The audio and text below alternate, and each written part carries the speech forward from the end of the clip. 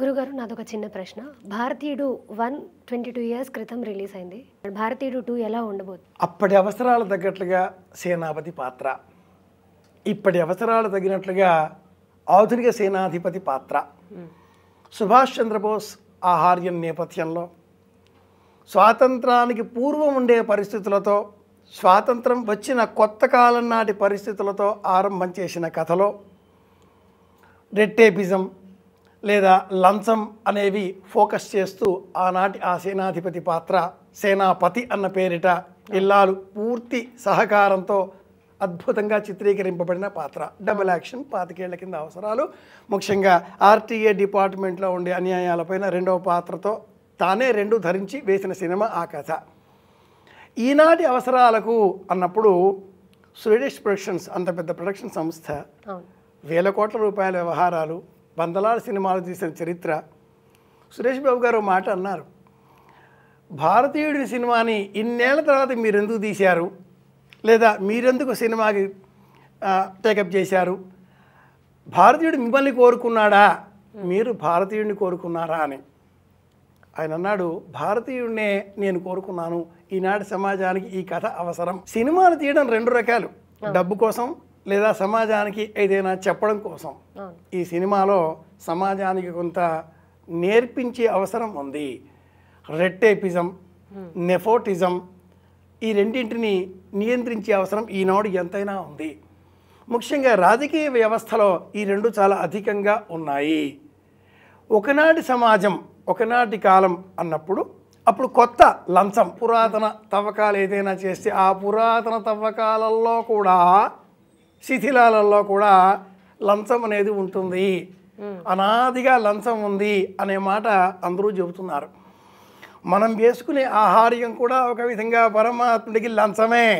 ఇలా బొట్టు పెట్టుకోవడమో, అలా నమస్కారం చేయడమో, అరటిపళ్ళు, కొబ్బరికాయలు, ఇవన్నీ కూడా మనం ఆఫరింగ్స్ ఇస్తే, నైవేద్యాలు పెడితే పరమాత్ముడు మన వైపు చూస్తాడేమో అనే ఒక లంచం అనేది కనిపిస్తుంటుంది. కొబ్బరి ముక్కలకి అరటిపండుకి పడిపోతే ఆయన దేవుడే కాడు. నమస్కారం పెట్టిన వాడిని చూసి నమస్కారం పెట్టిన వాడిని చూడను అంటే ఆయన దేవుడే కాడు. దేవుడు అన్నప్పుడు అందరికీ సమానంగా ఉండాలి. ఈ డిస్క్రిమినేషన్ ఏమిటి? రివ్యూ చూసినప్పుడు లేదా ఆ సినిమా యొక్క ట్రైలర్స్ చూసినప్పుడు పాటలు, ఫైట్లు ఇవన్నీ కామన్. ఈనాటి కాలంలో టెక్నాలజీ బాగా పెరిగిపోయింది కాబట్టి. కానీ సమాజానికి సంబంధించి అందించే ఆ సారాంశం ఏమిటి అంటే, ఒక అపరిచితుడు కావచ్చు, ఒక ఐ కావచ్చు, లేదా రాబోయేటటువంటి మమ్ముట్టి సినిమా ఇంకేదో కావచ్చు, కోచ్చడియాన్ కావచ్చు, భారీ భారీ బడ్జెట్లతో తీసే ఈ సినిమాలన్నీ సమాజంలో ఉండే సామాన్యుడికి ఒక సందేశాన్ని ఇవ్వబోతున్నాయి. ఏమిటి అంటే, తెలుసుకోండి, ఎక్కడైనా అవినీతి, అధర్మం, అన్యాయం, లంచగొండితనం, దౌర్జన్యం, నెపోటిజం, తన బంధువులకే పైకి తెచ్చే ప్రయత్నం చేయడం.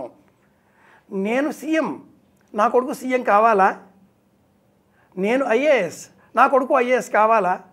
ఈ దేశంలో 300 కుటుంబాలు మాత్రమే సంపూర్ణమైన న్యాయ వ్యవస్థను నియంత్రిస్తున్నాయి.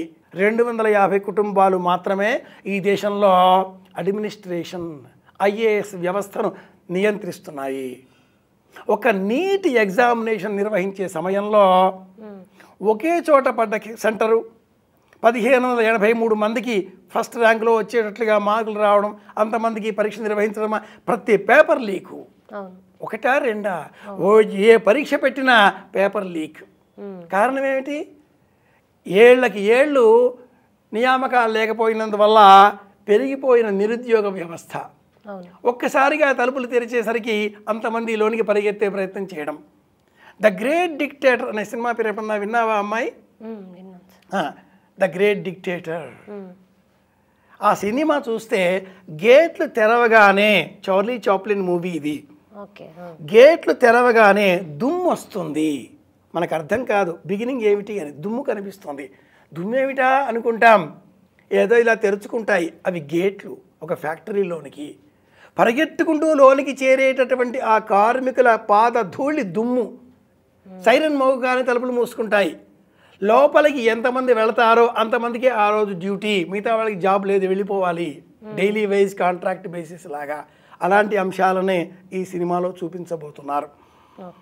ఆ రోజుకి మాత్రమే అంటే రెట్టేపిజంతో పాటుగా under employment, over employment, economic recession, supply demand, ఆర్థిక అసమతౌల్యత, క్యాపిటలిజం, పెట్టుబడిదారీ వ్యవస్థ మీద అతి నిరంకుశంగా పాదం మోపబోతున్నటువంటి అడుగు భారతీయుడు 2. ఇలాంటి సినిమాల్ని మనం ఆదరించే ప్రయత్నం చేద్దాం. అంటే ఇలాంటి సినిమాలు వచ్చినా జనాల్లో మార్పు వస్తుందని అనుకుంటున్నారా? జనాలు సినిమాని సరదాగా చూస్తున్నారా, ఎంటర్టైన్మెంట్కి, లేదా జ్ఞానం కోసం చూస్తున్నారా అనేది అంశం. ఈనాటి కాలంలో ఎంత ఆధ్యాత్మికంగా జ్ఞానం అని నటిస్తూ విన్నట్టుగా ప్రవర్తిస్తున్నారో సినిమాని కూడా అలాగే చూస్తున్నారు. గరికిపాటి గారు కావచ్చు, కోటేశ్వరరావు గారు కావచ్చు, మహానుభావులు చెప్పేటప్పుడు ప్రవచనాలు కూడా అందరూ ప్రవచనాలు వింటున్నారు. విన్న ప్రవచనాలన్నింటినీ కూడా అందరూ అమలు చేస్తే అసలు దేశంలో నేరాలే ఉండవు. పడిపోవాలి. ఇన్ని గుళ్ళు, ఇన్ని పూజలు, ఇన్ని కొబ్బరికాయలు, ఇన్ని అగరత్తులు, ఇన్ని ఆషాఢ మాసాలు, ఇన్ని బోనాల జాతరలు ఇంత జరుగుతూ ఉంటే అసలు దేశంలో పోలీస్ స్టేషన్లు అవసరం లేదుగా. ఇన్ని ప్రవచనాలు ఉంటే తొక్కిసలాట ఉండకూడదుగా. అందరూ తిరుపతికి వెళ్ళండి అని చెప్పేస్తారు. ఎందుకు వెళ్ళడం? తిరుపతికి వెళ్ళాలా? ఇల్లు తిరుపతి చేసుకోవాలా? కాశీకి వెళ్ళాలా? ఉన్న చోటునే కాశీగా మార్చుకోవాలా? నీలో ఉండే దైవాన్ని గుర్తించడం అనేసి కొండల్లో గుట్టల్లో ఎంటర్టైన్మెంట్. ఇందాక నువ్వు అడిగినట్టు అమ్మాయి సినిమాల్ని కూడా ఎంటర్టైన్మెంట్గా చూడడంతో ఈ సమస్య వస్తుంది. అయినా కూడా ఏవం పునఃపునర్నత్వా, మళ్ళీ మళ్ళీ చెప్పాలి, మళ్ళీ మళ్ళీ చెప్పాలి, మళ్ళీ మళ్ళీ చెబుతూనే ఉండాలి అని మహాభారతమే చెప్తుంది. కనుక ఇలాంటి భారతీయుడు మళ్ళీ రావాలి, మళ్ళీ మనం చూడాలి. కాస్తో కూస్తో జ్ఞానం ఏదైనా మిగిలితే అది అందరికీ చెప్పే ప్రయత్నం చెయ్యాలి. ముఖ్యం రెట్టేపిజం. అలాగే కుటుంబ వ్యవస్థలకు సంబంధించిన అధికార బదిలీలు ఇవి నియంత్రణలోకి రావాలి. ఇది లక్ష్యం, ఇది టార్గెట్.